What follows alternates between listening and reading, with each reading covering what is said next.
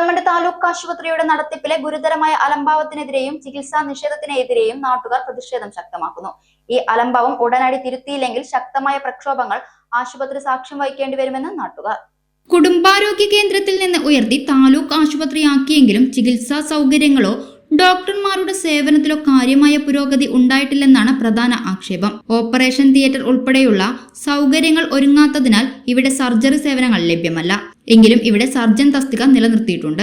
നിലവിൽ surgeon തസ്തികയിലുള്ള doctor Sunil തന്നെയാണ് ആശുപത്രി സൂപ്രണ്ട് പദവിയും വഹിക്കുന്നത്. സർജറി ഇല്ലാത്ത ആശുപത്രിയിൽ സൂപ്രണ്ടിന്റെ ഇരട്ട ചുമതല മറയാക്കി ഡോക്ടർ OPയിൽ നിന്നും കൃത്യമായി എത്തുന്നില്ലെന്നും അദ്ദേഹത്തിന്റെ സേവനം രോഗികൾക്ക് തീർത്തും അപ്രാപ്യമായി എന്നും നാട്ടുകാർ ശക്തമായി ആരോപിക്കുന്നു. ഈ നിരുത്തരവാദപരമായ സമീപനം കാരണം ദൂരസ്ഥലങ്ങളിൽ നിന്ന് വരുന്ന സാധാരണക്കാർക്ക് പോലും OPയിൽ ഡോക്ടറെ കാണാൻ സാധിക്കാതെ മടങ്ങേണ്ടി വരുന്നു. ഇത് രോഗികളുടെ ചികിത്സാ അവകാശത്തിന്മേലുള്ള കടുത്ത ലംഘനമാണ്. കൂടാതെ ആശുപത്രിയിലെ അത്യാഹിത വിഭാഗത്തിൽ സ്ഥിരം ഡോക്ടർ ഇല്ലാത്തതും പ്രതിസന്ധി രൂക്ഷമാക്കുന്നു.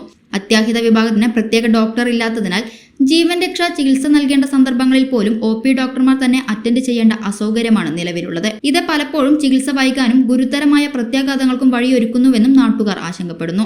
മുൻപ് ഡോക്ടർ KK ഗൗതമൻ സൂപ്രണ്ടായിരുന്ന കാലത്ത് ആശുപത്രിയുടെ പ്രവർത്തനം മികച്ച നിലവാരത്തിലായിരുന്നു എന്ന നാട്ടുകാരുടെ അഭിപ്രായം. നിലവിലെ ഭരണസമിതിയുടെയും അധികൃതരുടെയും അനാസ്ഥയാണ് ആശുപത്രിയുടെ തകർച്ചയ്ക്ക് കാരണമെന്ന് അടിവരയിടുന്നു. ജനങ്ങളുടെ ആരോഗ്യ സംരക്ഷണം ഉറപ്പാക്കാൻ ഉത്തരവാദിത്തപ്പെട്ട അധികാരികൾ ഈ അലംഭാവം ഉടനടി തിരുത്തിയില്ലെങ്കിൽ ശക്തമായ പ്രക്ഷോഭങ്ങൾക്ക് ആശുപത്രി സാക്ഷ്യം വഹിക്കേണ്ടി വരും.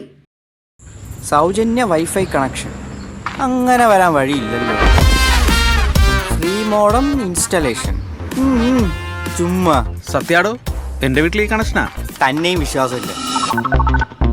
അല്ല, കേരള വിഷൻ. കേരള വിഷനിലേക്ക് സ്വാഗതം. ഇപ്പോൾ വൈഫൈ കണക്ഷൻ എടുക്കാം ഫ്രീ ആയി.